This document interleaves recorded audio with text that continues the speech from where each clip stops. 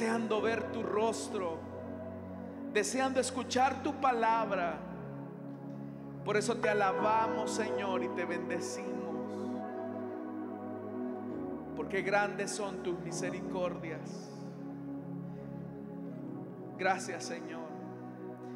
Queremos pedirte que nos entregues tu palabra. Ábrenos las escrituras, que tu Espíritu Santo pueda venir a nosotros y nos instruya para poder ser edificados. Añade a tu iglesia los que has predestinado para salvación y vida eterna. Señor amado, toca los corazones, aún de aquellos que se han alejado de ti, aún aquellos que no te conocen. Háblale, Señor, que estas palabras no sean simples palabras, sino que sean palabras de vida y de verdad. En Cristo Jesús oramos. Amén y amén. Damos honor y gloria al único que se la merece esta noche, hermanos y hermanas. Gloria a Dios.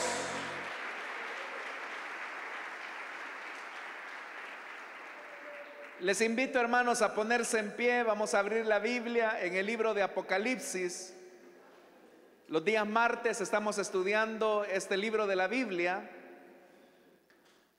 Apocalipsis capítulo número 8, versículo número 6. Si lo tienen, dicen amén, hermanos. Apocalipsis capítulo 8, versículo 6, la palabra de Dios nos dice: los 7 ángeles que tenían las 7 trompetas se dispusieron a tocarlas. Tocó el primero su trompeta y fueron arrojados sobre la tierra granizo y fuego mezclados con sangre. Y se quemó la tercera parte de la tierra, la tercera parte de los árboles y toda la hierba verde. Tocó el segundo ángel su trompeta y fue arrojado al mar algo que parecía una enorme montaña envuelta en llamas. La tercera parte del mar se convirtió en sangre y murió la tercera parte de las criaturas que viven en el mar. También fue destruida la tercera parte de los barcos. Tocó el tercer ángel su trompeta y una enorme estrella que ardía como una antorcha cayó desde el cielo sobre la tercera parte de los ríos y sobre los manantiales. La estrella se llama Amargura, y la tercera parte de las aguas se volvió amarga, y por causa de esas aguas murió mucha gente. Tocó el cuarto ángel su trompeta, y fue asolada la tercera parte del sol, de la luna y de las estrellas, de modo que se oscureció la tercera parte de ellos.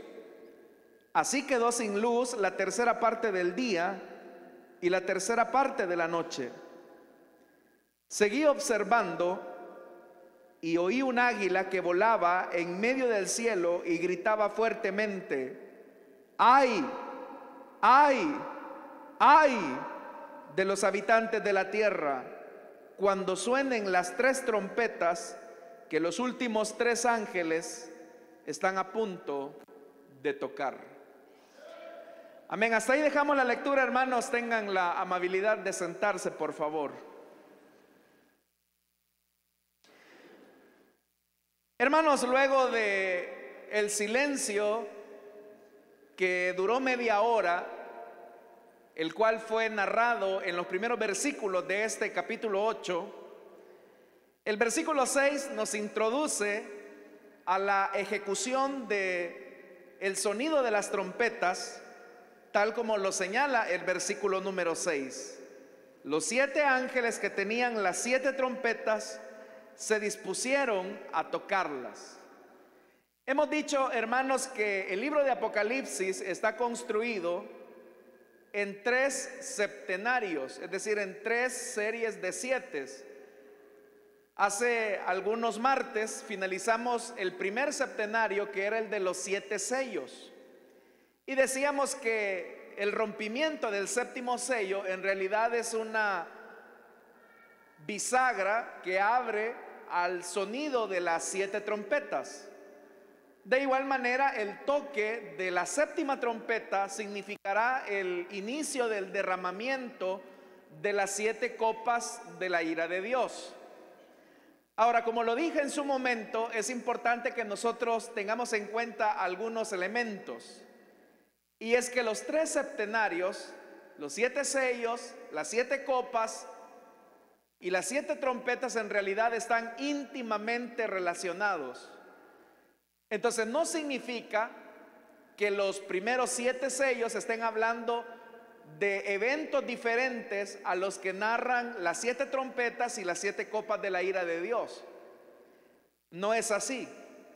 Tanto los 7 sellos como las 7 trompetas como las 7 copas de la ira de Dios nos están hablando del mismo juicio que Dios está desatando sobre la tierra, con la diferencia que cada uno de ellos lo está viendo desde una óptica diferente. Pero también vamos a notar algo, y es que ahora que comenzamos a estudiar las 7 trompetas, usted va a notar que la intensidad del juicio que Dios está a punto de desatar con el sonido de las trompetas va a ir en crescendo, o más bien dicho, va a ir en crecimiento, si lo queremos ver de esta manera. Porque usted recordará que cuando los sellos fueron desatados, los juicios de Dios afectaron la 4ª parte de las cosas que ahí se narran. Pero ahora con el sonido de las trompetas, la intensidad del castigo sube, porque de una 4ª parte ahora se pasa a una 3ª parte. Cuando lleguemos a las copas de la ira de Dios, ahí ya no va a ser ni la 4ª ni la 3ª parte, sino que el castigo va a ser un castigo total. Y vamos a ver, hermanos y hermanas, que va a ser una destrucción sin medida. Entonces, el rompimiento de los sellos describe la 4ª parte de destrucción. El sonido de las trompetas va en aumento porque dice la 3ª parte. Pero el derramamiento de las copas de la ira de Dios es una destrucción sin medida y en algunos casos suele ser total. Entonces, hermanos y hermanas, es importante que tengamos en cuenta esto, que los 3 septenarios no nos están hablando de eventos diferentes, sino que cada uno de los septenarios, cada uno de los 7 nos está describiendo el juicio divino, pero desde una óptica diferente. Ahora, de igual manera que los sellos, usted va a notar que los primeros 4 o 5 sellos simétricamente eran sellos o eran versos muy cortos, que es donde se habla acerca de los jinetes, por ejemplo, de los jinetes del Apocalipsis. Igualmente, en este caso, las trompetas, las primeras 4 trompetas, usted puede notar que la descripción que se hace de ellas son bastante cortas, son bastante pequeñas. Pero desde la 5ª trompeta hasta la 7ª, la ampliación del sonido de esas trompetas es bastante amplia, es bastante considerable. También, hermanos, otra cosa que debemos de considerar ahora que vamos a estudiar el sonido de las trompetas es que en los sellos lo que nosotros vimos era una referencia de Juan de Patmos al discurso escatológico de Jesús que es mencionado en el Evangelio de Mateo, en el capítulo 24. Pero ahora Juan de Patmos, al hacer una descripción del sonido de las trompetas y su relación con el juicio divino, en realidad ahora ya no va a relacionar tanto el contenido del sonido de las trompetas tan directamente con el discurso escatológico de Jesús del Evangelio de Mateo capítulo 24, donde se habla de las pestes, de las guerras, donde se habla de la hambruna, sino que ahora Juan de Patmos se va a dedicar a utilizar elementos de las plagas del Éxodo, o lo que más correctamente serían las señales que se describen en el libro de Éxodo. Por eso es que vamos a notar, hermanos y hermanas, algunos elementos que claramente tienen que ver más con las señales que fueron desatadas allá en Egipto cuando Moisés estaba a punto de liberar a los hebreos de la esclavitud, que con el contenido propiamente del discurso escatológico de Jesús de Mateo capítulo 24. Otra cosa que también es importante es que al sonido de la última trompeta, de la número 4, hay un pequeño interludio donde lo que aparece, hermanos y hermanas, es el versículo 13, donde Juan de Patmos observó un águila que volaba en medio del cielo. Usted recordará que cuando se tocó, o más bien dicho, cuando se abrió el sexto sello, antes del séptimo, lo que hubo fue un interludio, pero fue de un coro angelical. Era la alabanza al que está sentado en el trono, por los 144,000, por la multitud de los que habían sido salvos de la gran tribulación, y por gente de toda nación y pueblo y lengua. Entonces el interludio era una alabanza, era una adoración al que está sentado en el trono. Pero al cierre de la cuarta trompeta, lo que vamos a encontrar es el sonido de un animal que la ley considera inmundo por ser un ave de rapiña y que también es carroñero, el águila. También esa palabra que se traduce ahí como águila puede ser traducida como buitre, como lo vamos a ver más adelante. Pero el sonido no es un sonido de alabanza, sino que es un sonido de juicio a través de los 3 ay que ahí se van a describir. Entonces, teniendo en cuenta todos estos elementos, hermanos y hermanas, vamos a notar que la intensidad del juicio de Dios va en aumento. Esa intensidad es bien útil por el tema de la figura de la trompeta, porque lo que significa es que Dios va aumentando la intensidad del castigo en la medida en que la gente rechaza el llamado al arrepentimiento. Lo mismo que ocurrió, por ejemplo, con Faraón en Egipto. Usted recordará que el Señor le envió una señal a Faraón y Faraón no atendía la voz del Señor. Entonces el Señor le enviaba otra señal que era un poco más fuerte, más agresiva, y Faraón seguía endureciendo su corazón. Y así, hermanos, la intensidad de las 10 plagas o de las 10 señales iba aumentando, aumentando y aumentando. Pero eso lo que provocaba en Faraón era un endurecimiento del corazón, al punto que Faraón llegó a la 10ª señal, que fue la muerte de su hijo primogénito, lo cual permitió la salida del pueblo de Israel de la esclavitud en Egipto. Lo mismo va a ocurrir acá. Uno pensaría que la intensidad del toque de las trompetas va a llevar a los habitantes de la tierra, como lo dice Juan de Patmos, al arrepentimiento. Pero como lo vamos a ver más adelante, en la medida en que los juicios de Dios son desencadenados, hay un refrán que aparece en el libro de Apocalipsis, por ejemplo en el capítulo 9 y en el capítulo 16, y era: y sin embargo no se arrepintieron. Es decir, a pesar de que los seres humanos están en abierta oposición a Dios, a pesar de que actúan de manera rebelde, ellos muestran su rechazo a Dios, a pesar de que están sufriendo el látigo y la ira divina. Esto, hermanos y hermanas, a nosotros nos debe de llamar la atención poderosamente, porque Dios primero nos puede comenzar hablando bien suave. Ahí donde vas a terminar mal. Y el que es sabio va a entender. Pero el necio va a necesitar que Dios le hable un poquito más fuerte. Ahí donde vas, te vas a perder. Y ya Dios está elevando un poco más el tono.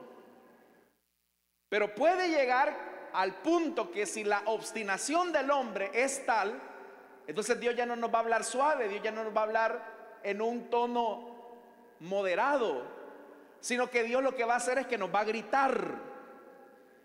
Y si ni gritando el Señor, nosotros no entendemos, entonces el siguiente paso es el castigo físico.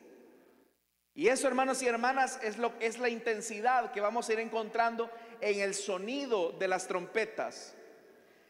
También, hermanos, es importante que la construcción que Juan de Patmos ha hecho de colocar las primeras 4 trompetas de esta manera, el número 4 en la Biblia, el número 4 habla de la totalidad.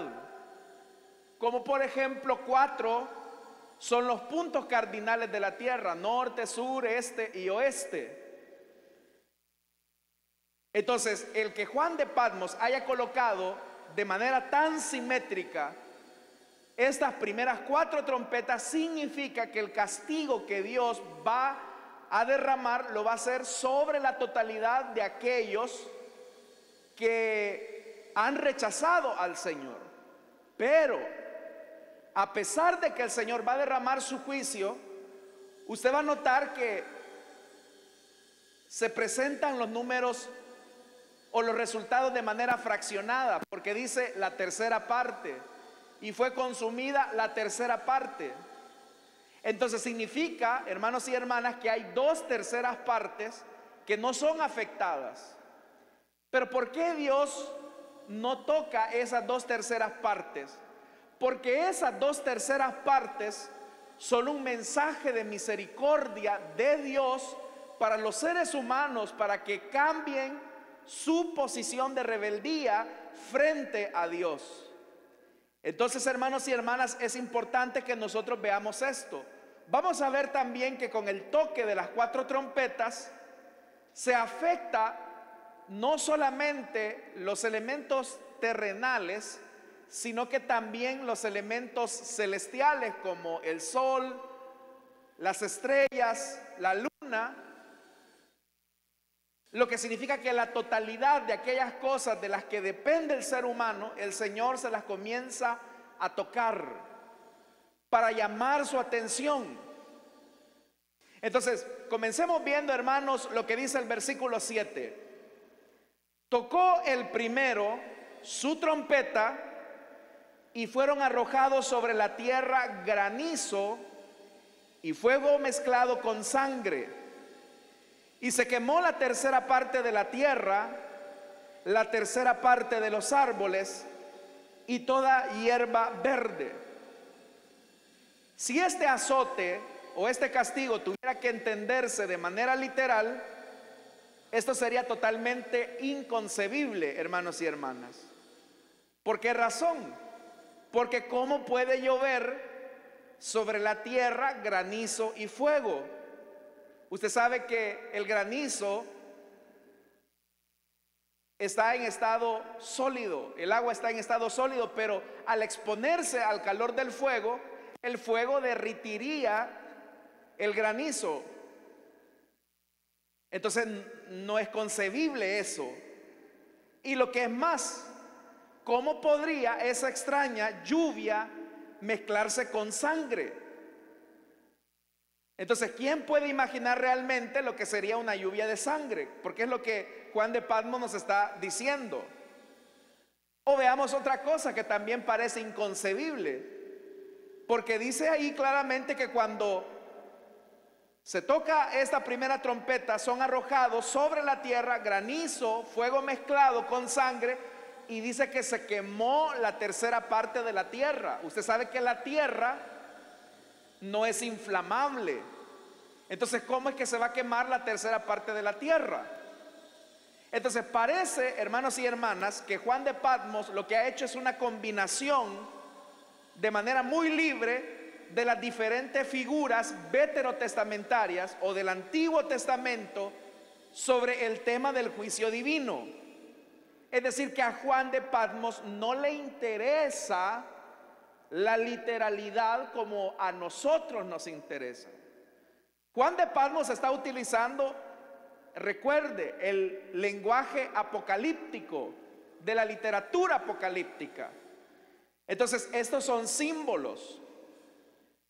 Entonces, como yo le dije que el sonido de las trompetas no se vincula tanto al discurso escatológico de Jesús del Evangelio de Mateo, en el capítulo 24, sino que está haciendo una referencia a las plagas o a las señales que cayeron en Egipto. Entonces ahí la cosa cobra sentido, porque Éxodo capítulo 9, versículo 23 dice que llovió granizo y con granizo caía fuego sobre la tierra. Ahora, ¿cómo se explica eso de granizo con fuego? En realidad, hermanos y hermanas, no es la idea del fuego lo que está haciendo alusión Juan de Patmos. Porque cuando el granizo cae, ya le dije, si viniera mezclado con fuego, el fuego derritiría el granizo, que viene en estado sólido, en forma de hielo. Entonces lo que Juan de Patmos en realidad estaba viendo eran relámpagos. Relámpagos que venían acompañados del granizo, y ahí tiene sentido.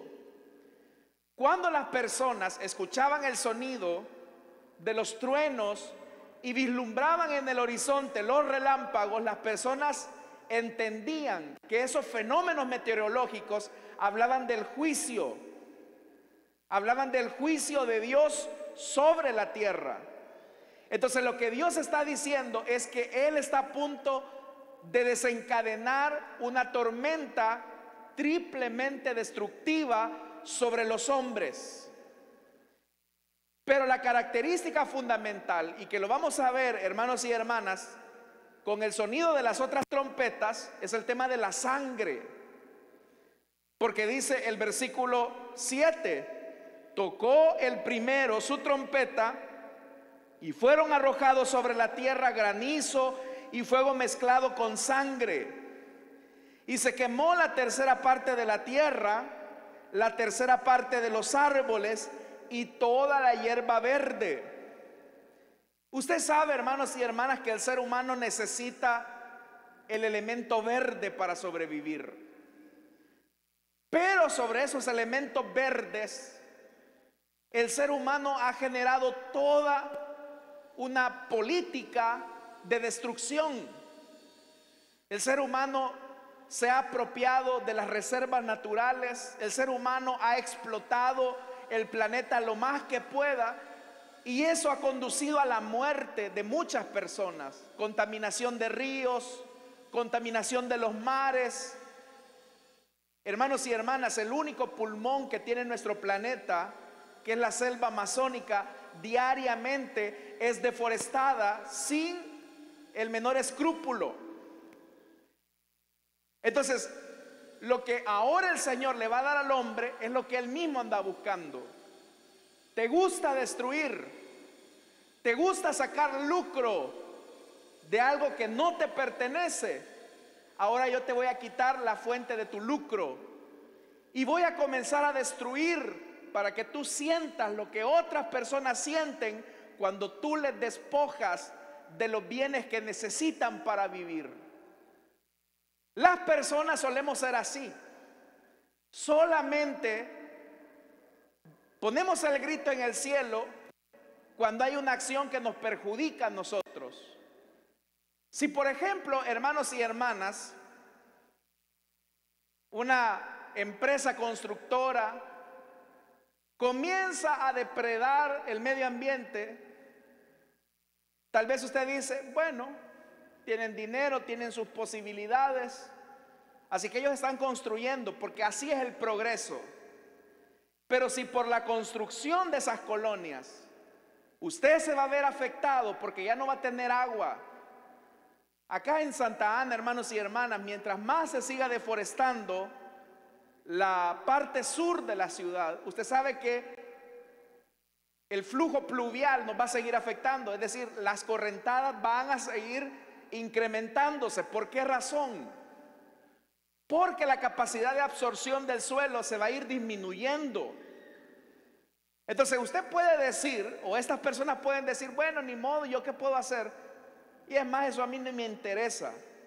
Pero cuando los efectos y los resultados de esas decisiones nos comienzan a afectar, es cuando nosotros finalmente entendemos la gravedad de nuestra desobediencia, de apropiarnos de algo que no nos pertenece.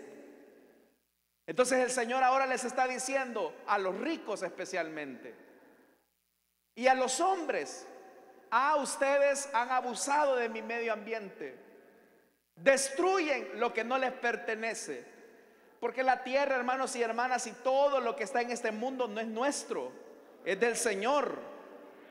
Pero el ser humano, abusando de su posición de mayordomo, ha comenzado a destruir. Entonces ahora el Señor lo que les está diciendo: hoy les voy a dar una cucharada de su propia medicina, pero ahora esto los va a afectar a ustedes. El dinero, hermanos, no puede comprar el oxígeno. Bueno, sí lo puede comprar, pero eso es carísimo. El dinero, hermanos y hermanas, no puede producir alimentos en sí mismo. Nadie llena su estómago con papel moneda. Somos tan ingratos con el medio ambiente que para que la tierra siga produciendo, quemamos la tierra para que nuevamente vuelva a producirnos. Entonces lo primero que el Señor hace es: tú te estás aprovechando de algo que no es tuyo. Ahora vas a sufrir lo que tú has sembrado. Tu codicia te va a pasar factura. Entonces a eso es lo que se refiere ahora Juan de Patmos cuando ve el granizo que destruye lo verde mezclado con sangre. Tú no te pones a pensar que tu codicia le está quitando la vida a otros seres humanos. Ahora yo te la voy a quitar a ti. Te voy a dar lo que tú quieres, lo que a ti te gusta. Eso te lo voy a dar hasta que te lo tragues. Pero vea lo que Dios es tan misericordioso, porque no destruye la totalidad, sino que preserva unas 2/3 partes. Pero dice el versículo 8 y el 9: tocó el segundo ángel su trompeta, y fue arrojado al mar algo que parecía una enorme montaña envuelta en llamas. Vuelve a aparecer el fuego. La tercera parte del mar se convirtió en sangre, y murió la tercera parte de las criaturas que viven en el mar. También fue destruida la tercera parte de los barcos. Vea que los dos elementos básicos de la primera trompeta se vuelven a repetir. Fuego y sangre reaparecen en la segunda trompeta. Pero ahora el fuego va creciendo, porque dice: el fuego ahora está tomando la forma, hermanos y hermanas, de una montaña envuelta en llamas. Es decir, una montaña gigantesca envuelta en llamas que cae en el mar. Y nuevamente Juan de Patmos está evocando a la señal en Egipto. Entonces esto significa algo, hermanos y hermanas. La montaña es una posición de altura, y el único que está en la montaña es Dios. Por eso es que siempre se ubicaban a las divinidades en las montañas. Cuando Dios se reveló a los israelitas, se reveló en el monte Sinaí, en la cumbre de la montaña. Pero los hombres, en su deseo de rebelarse en contra de Dios, de ser sus propios dioses, han querido elevar su humanismo al punto más alto de la idolatría. La torre de Babel, o el Sigurat de Babel, que se encuentra en el libro de Génesis, es un ejemplo de la rebelión del hombre por llegar al lugar alto y posicionarse como Dios. Igualmente era Faraón. Los egipcios creían que el Nilo, por ejemplo, era un dios, porque el Nilo era el que les proveía de la irrigación necesaria para levantar sus cosechas. Pero ahora viene el Señor a través de Moisés y les hiere el Nilo cuando lo transforma en sangre. Ahora lo que ocurre, hermanos y hermanas, es que el Señor les arroja una montaña, dice, envuelta en llamas. Y esa montaña es el símbolo de la arrogancia humana que se ha querido hacer pasar por Dios. Entonces Dios se las tira, pero se las tira envuelta en llamas. ¿Cuántas personas no hay que rechazan a Dios porque están en una posición, porque tienen un privilegio, porque tienen algún tipo de autoridad entre las naciones y creen que son absolutos, que nunca tendrán que rendir cuentas? Pero el Señor que está sentado en el trono se burla de ellos. Y tarde o temprano ha de derribar esa montaña de orgullo y de soberbia y se la va a envolver en llamas. Es bastante significativo que la montaña cae en el mar, porque en la Biblia el mar es símbolo de agitación, es símbolo de agitación política. Es más, cuando lleguemos más adelante vamos a ver que el anticristo va a salir del mar. Claro, es en un sentido literario, ¿verdad? Es decir, que el anticristo va a surgir de en medio de la agitación política de las naciones.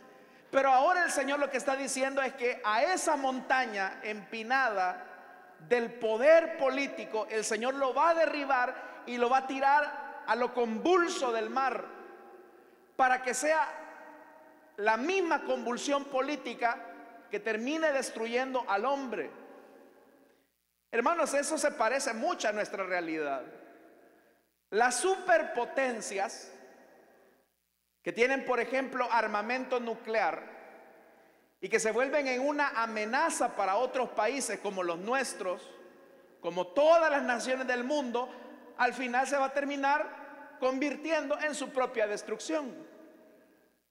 Hermanos, potencias como Rusia, Estados Unidos, Corea del Norte, Irán, que tienen, por ejemplo, armamento nuclear, con unas cuantas bombas de esos nos destruimos todos, hermanos. Se acaba la humanidad con el uso del armamento nuclear que estas superpotencias tienen. Pero vea qué ridiculez, ¿verdad? Voy a utilizar un arma en contra de mi enemigo que al final me va a terminar destruyendo a mí. Eso precisamente es la ceguera del orgullo de estas superpotencias. Piense por un momento, por ejemplo, en Adolfo Hitler, que trataba la manera de levantar lo que se conocía como el Tercer Reich.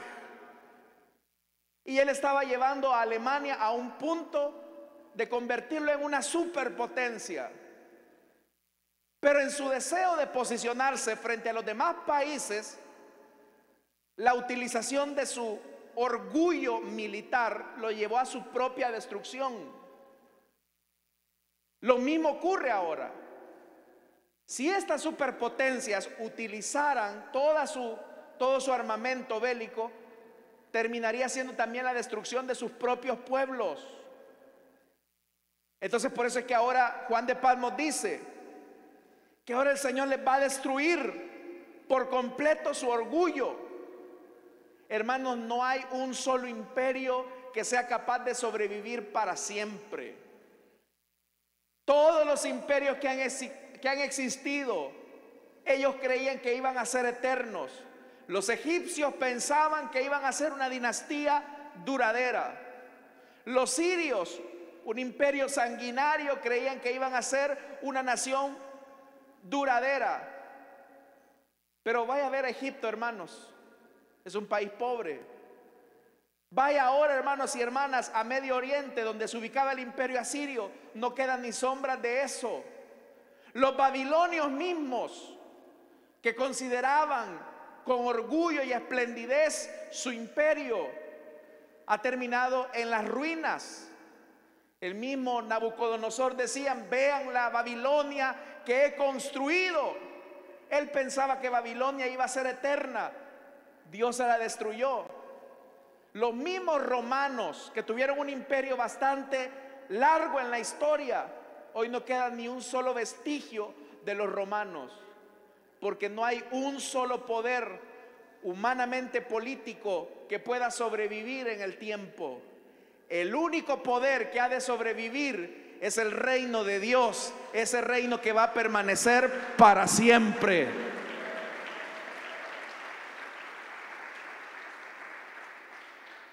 Pero vea, tanto el granizo mezclado con sangre y fuego viene de arriba. La montaña que es envuelta en llamas viene de arriba. Entonces ahí Juan de Patmos nos está diciendo, el Señor nos está revelando a través de Juan de Patmos, es esto, que es el Señor el que pone y quita reyes. Es el Señor el que le da vuelta. Los estadounidenses se pueden sentir muy fuertes, pero si el Señor quiere, les da vuelta. Los chinos se pueden creer súper fuertes, pero si el Señor quiere, les da vuelta. Los rusos se pueden sentir una nación fuerte, pero si el Señor quiere, les da vuelta. Porque todos los reinos están en la mano del Señor. Amén, hermanos.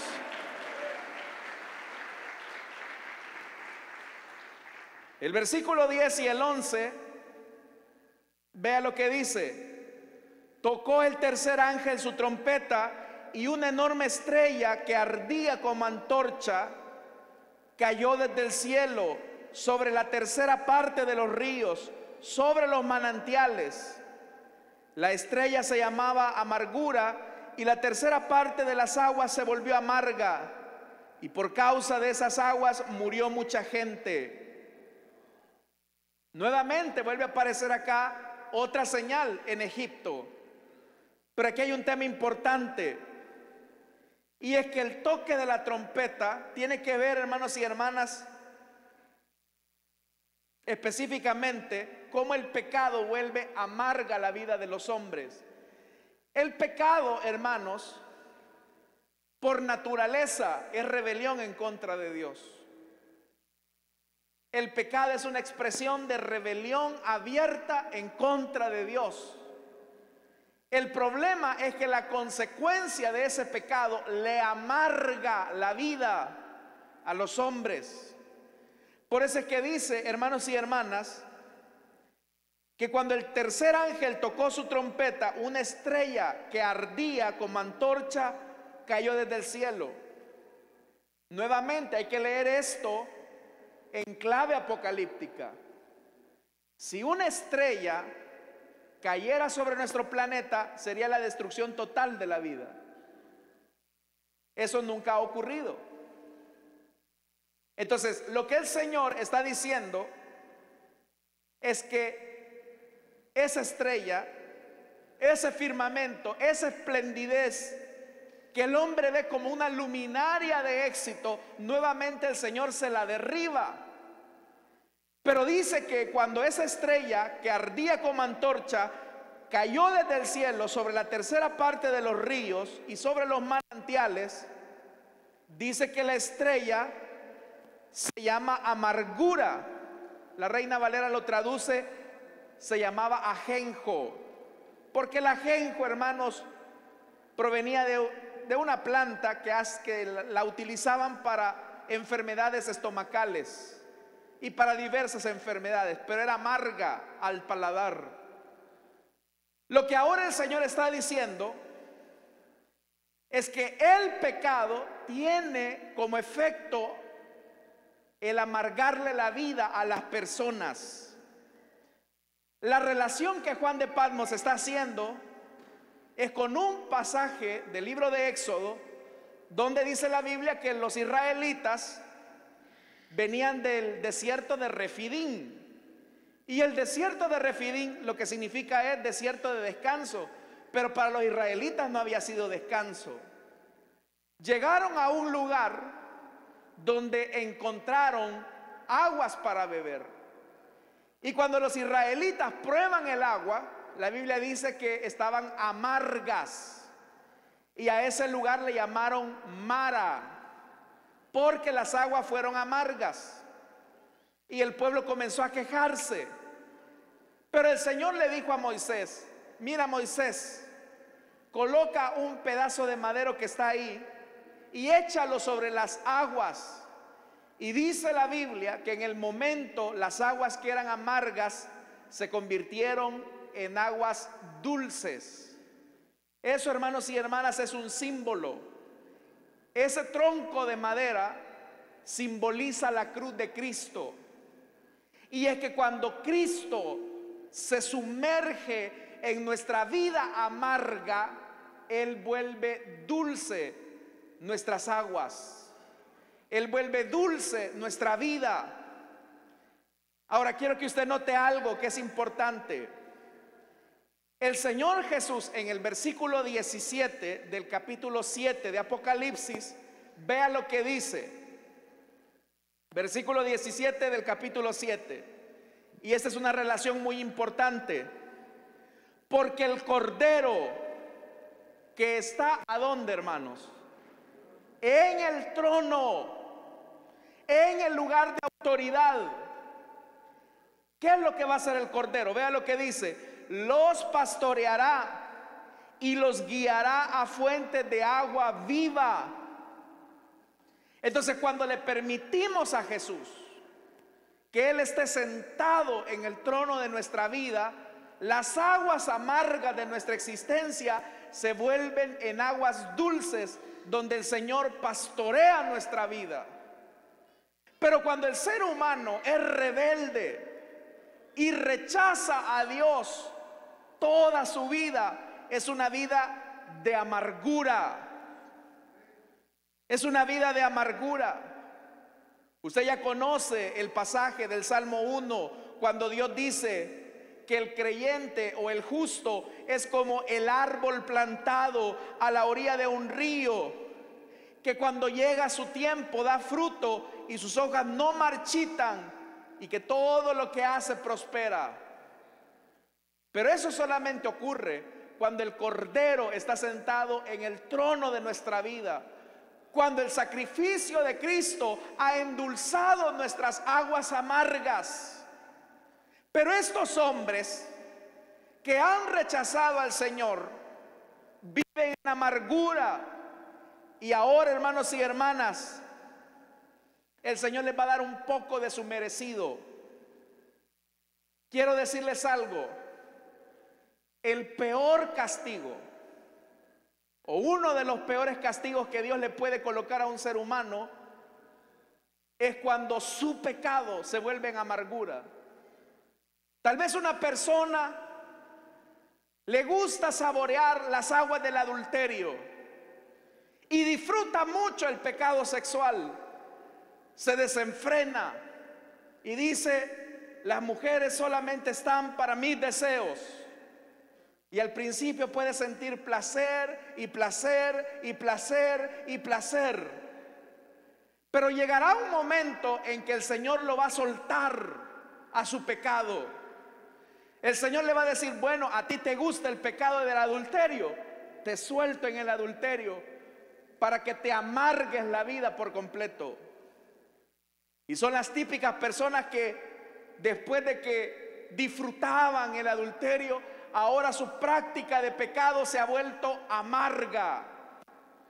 Les ha amargado su familia, les ha amargado su economía, les ha amargado su salud. Y aquello que se volvía tan dulce, ahora se ha vuelto amargo. Pero eso puede ocurrir en diferentes pecados. Acá, por ejemplo, el Señor les dice a los que les gusta la sangre: ¿te gusta la sangre? ¿Te gusta matar? ¿Te gusta ser violento? Hoy te vas a tragar hasta la última gota de sangre, porque eso es lo que te gusta. Hermanos, los que se vuelven en asesinos, esos no tienen descanso. Esos no descansan, esos no duermen. Desarrollan tics nerviosos, andan sospechando, no viven tranquilos, viven en amargura de vida. Igualmente, el que se satisface del resentimiento, al principio puede tener algún tipo de placer desarrollando sentimientos de venganza hacia sus enemigos, pero su odio y su resentimiento se vuelve en amargura. Pero es acá, hermanos y hermanas, donde el Señor le está dando a cada quien lo que le gusta. A ti te gusta vivir lejos de Dios, rechazando mi autoridad. Te entrego a tu pecado. Te entrego a tu vida desenfrenada. Haz lo que quieras. Pero eso que tú andas buscando te va a amargar la vida. Eso que tú ves como una luminaria, te la voy a derribar para que te amargue la vida. Hermanos, eso fue lo que ocurrió con Faraón. Él se creía poderoso, él se creía autosuficiente, pero el Señor con cada una de las señales le fue amargando la vida a Faraón, porque aquel que se resiste a la autoridad divina ha de sufrir las consecuencias de su pecado. Entonces, hermanos y hermanas, usted tiene dos opciones. Amigo, la primera opción es que usted decida vivir colocando al Cordero de Dios en el trono de su vida, reconociendo que Él es el Señor y Él lo llevará a manantiales de vida, y el agua amarga de su vida se convertirá en agua dulce de su existencia. La cruz convierte las aguas amargas del pecado en aguas dulces. Transforma nuestra Mara en el Elim que Dios desea para nosotros. Porque después de que llegaron a Mara, llegaron a Elim, dice la Biblia. Y es ahí donde Dios te quiere llevar, a tu Elim, a ese lugar de descanso, a ese lugar de paz, donde vas a encontrar agua de vida. Y el agua que calma la sed es el agua que solamente Cristo Jesús ofrece al ser humano.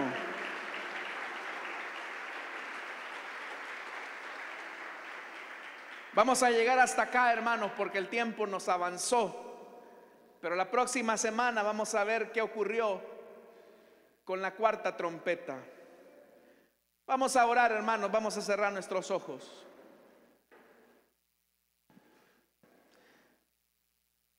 Teniendo nuestros ojos cerrados y nuestro rostro inclinado,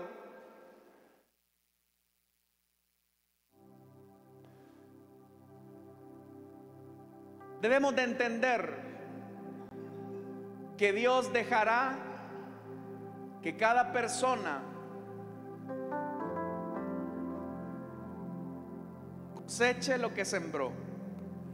Tú sembraste codicia, tu codicia te va a traer sangre. Tú sembraste violencia, tu violencia te va a traer sangre. Tú sembraste orgullo, tu orgullo te va a traer sangre y amargura. Tú pusiste tu confianza en la altura de tu montaña, el Señor te la va a envolver en llamas para que te des cuenta que solo uno es digno de toda gloria. Esta noche, si hay alguna persona que desea entregarle su vida a Cristo, le invito para que en el lugar donde está se ponga en pie y vamos a orar por usted. Si hay alguien esta noche que desea entregarle su vida a Cristo o desea reconciliarse, le invito para que se ponga de pie. Por la misericordia del Señor todavía no hemos sido consumidos, dice la palabra. Si todavía el Señor te concede la vida, es porque está teniendo de ti misericordia. ¿Quieres aprovechar este espacio? Porque nunca te cayeron en sus misericordias. ¿Hay alguien esta noche? Nuevas son cada cada ¿Hay alguien esta noche que desea entregarle su vida a Cristo o que quiera reconciliarse? fidelidad. Porque nunca Si no lo hay, hermanos, decayeron qué bien que el Señor sus es nuestro pastor misericordias. y Él nos ha llevado a aguas de misericordia. Él ha transformado nuestra amargura en aguas dulces de vida eterna. Jesús dijo: el que de mí beba no volverá a tener sed jamás, jamás. Si ahora bebemos de Jesús, nuestra vida no debe de estar llena de amargura, sino de la dulzura, del amor y la misericordia que Él ha derramado en nosotros. Vamos a orar, hermanos, y demos gracias al Señor. Padre que estás en los cielos, te damos las gracias, Señor. Gracias, Señor, por tu misericordia, por tu bondad derramada hacia nosotros. Esta noche, Señor, te queremos agradecer porque tú cambiaste nuestra amargura en aguas de vida eterna. Hemos bebido de ti, Señor. Gracias, Señor. ¿Por qué no nos ponemos en pie, hermanos, y cantamos el coro de esta alabanza?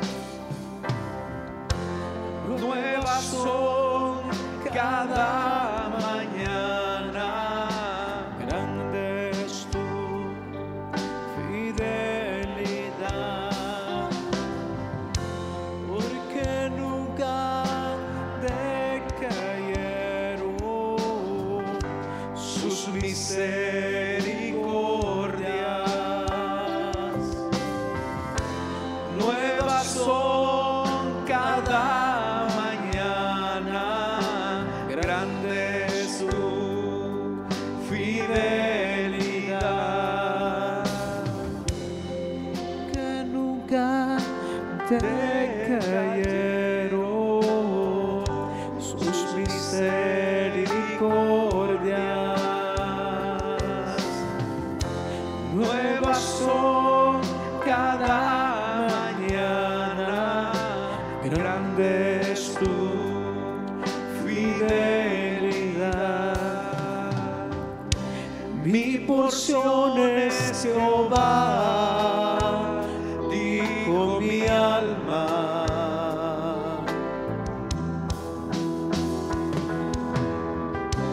Por tanto en él esperaré.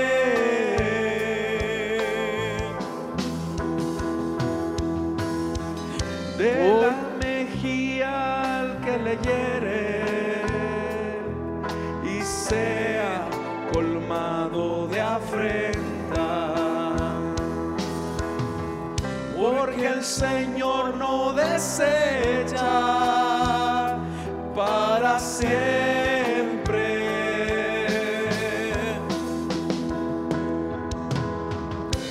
Porque nunca decayeron sus misericordias. Nuevas son cada mañana, grande es tu fidelidad. Porque nunca decayeron sus misericordias. Nuevas son cada mañana, grande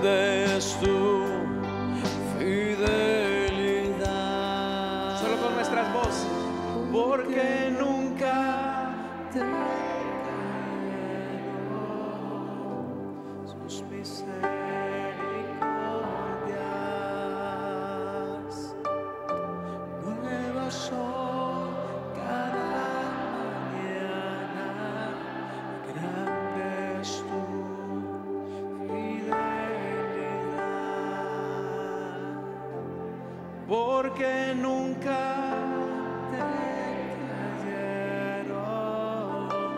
sus misericordias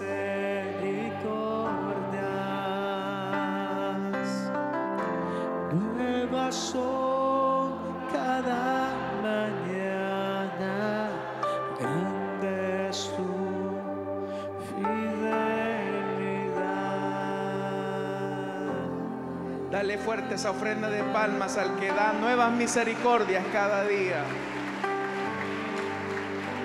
Vamos a orar, hermanos. Padre que estás en los cielos, de lo mucho que tú nos das te devolvemos, no por interés ni por necesidad. Bendice las ofrendas y los diezmos de tu pueblo. En Cristo Jesús oramos. Amén.